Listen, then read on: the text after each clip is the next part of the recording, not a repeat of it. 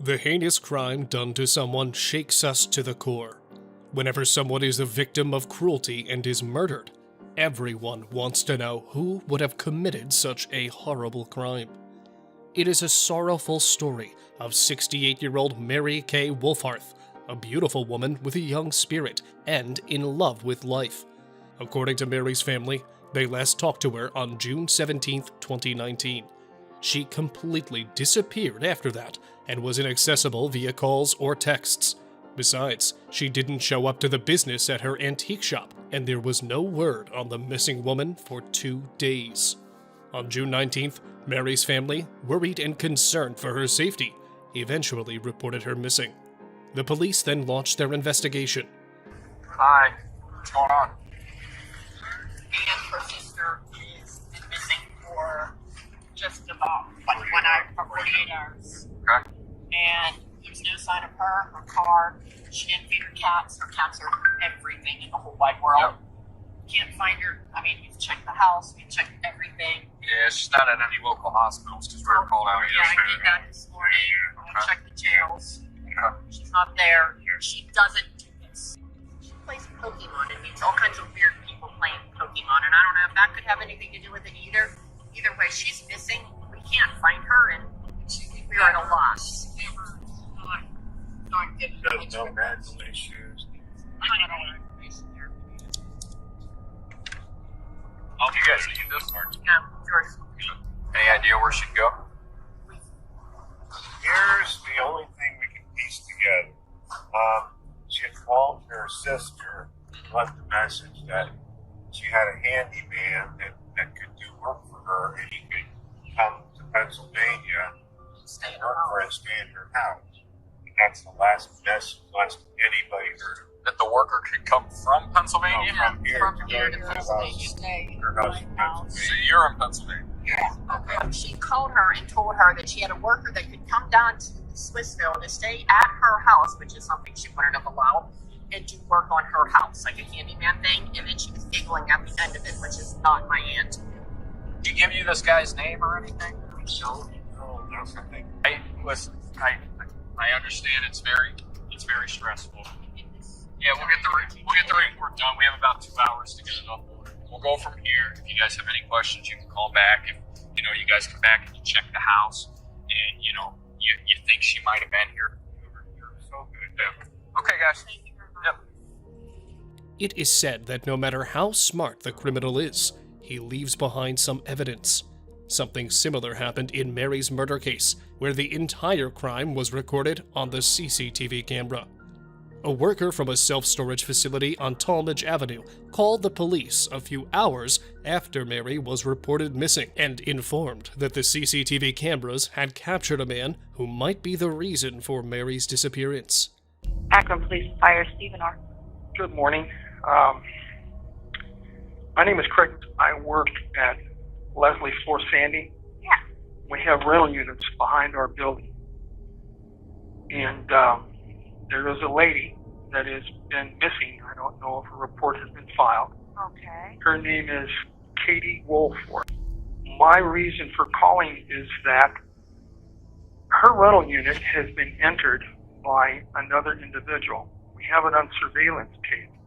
Okay. And to my knowledge, that individual has no permission, reason, authority to go in there. Okay. So Katie will, how do you know she's missing? Well, her partner, a man by the name of Dave, they both rent units from us. And he came in Monday evening, asked Richard, the other fellow that's here, if he had seen Katie Wolfworth. And Richard said no. And Dave came in again this morning, and I started looking for the security tapes that we've got, and I found this individual going into her unit. In the video, Michael Olson can be seen waiting behind the garbage can until the entire attention of the victim is diverted from him.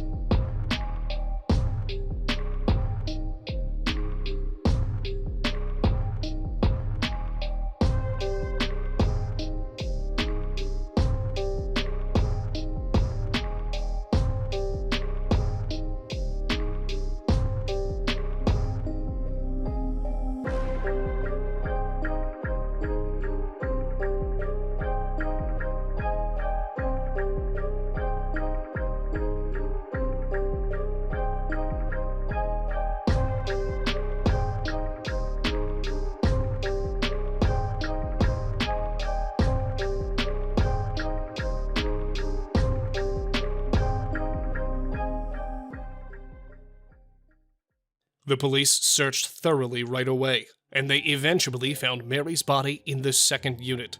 Later, an autopsy confirmed the victim had been raped, and blunt force injuries to the head and neck were determined to cause death. It did not take long for the authorities to identify him as a 35-year-old Michael J. Olson, who worked as a handyman. Michael knew Mary and had even done some work for her in the past. However, there was no sign of a conflict between the two that would have ended in murder. The police issued a warrant for Michael's arrest and accused him of murder and auto theft after gathering sufficient evidence to proceed to trial.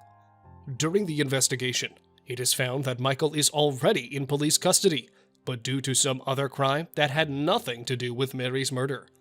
When the police suddenly started asking questions related to Mary, you can clearly see how Michael's expression and body language change.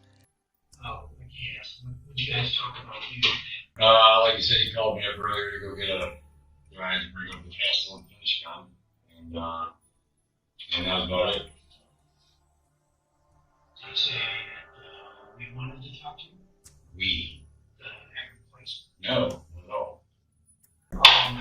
So your storage unit up there up on North Hill. Yeah. Well, That's your dad. it's my dad's, yeah, it ain't mine. Who has access to it? Me and my dad.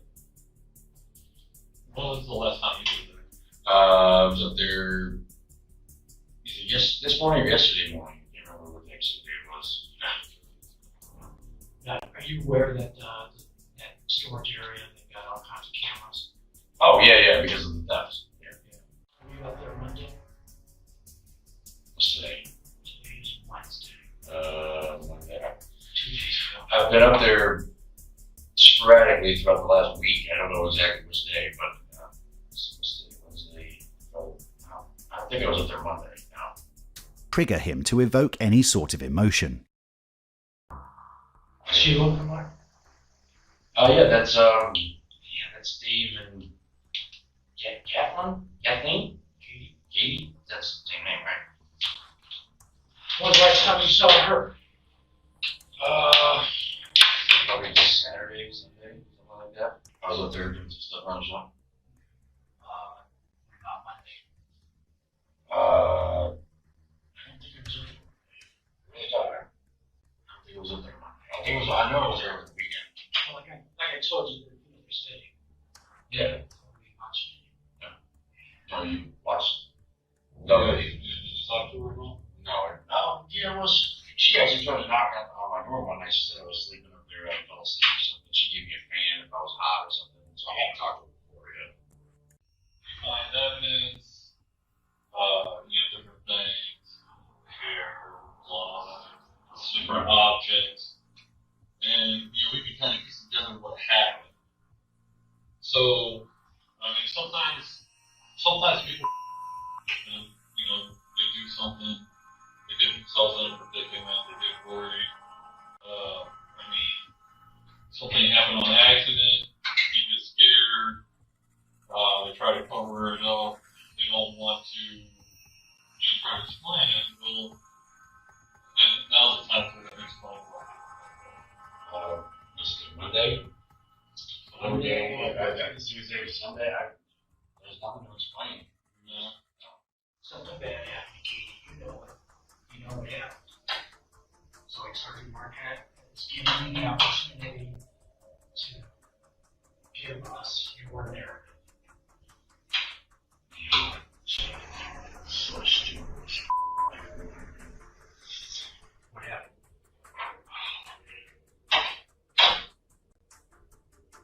She wanted to give you some money. She wanted to give you a job. We have mistakes. Yeah. Tell us about that. It's probably gonna help you. I mean, you can't feel good holding this up. No. Just Tell us about it. Something came over me.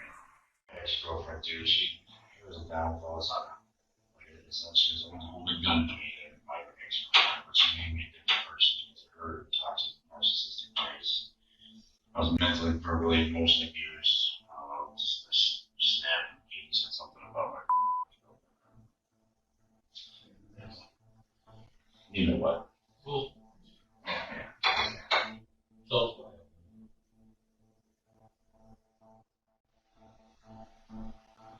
you know that. You just get what you want to say. That's just like, this is your narrative. This is your chance to say for your story. Yeah, well, I just. Are you just a cold-blooded, No, I homicidal maniac? Not at all. Or just a heat of the moment? Heat of the moment. I just snapped. So take us through it, man. Yeah, I'm just over there, here on the head. That was it. What did you know? Yes.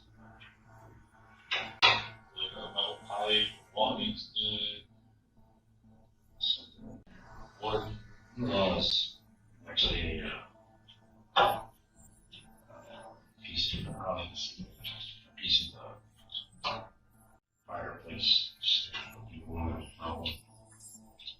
I just saw it, grabbed it, and I was She didn't hurt you.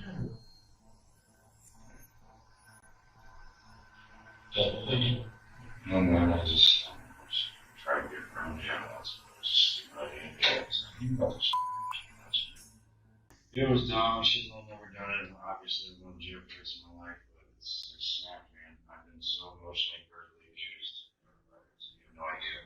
I have a mother who was staying with 35 years old.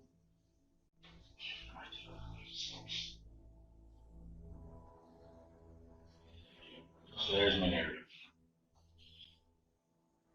I've been a good person my whole life. I snapped because people have been riding my ass. When you were talking to her, was she saying that it reminded you of your girl? She were kind of talking about her a little bit, and she said that maybe you did this to her, whatever. So she was blaming you? I never did any of that. I just snapped.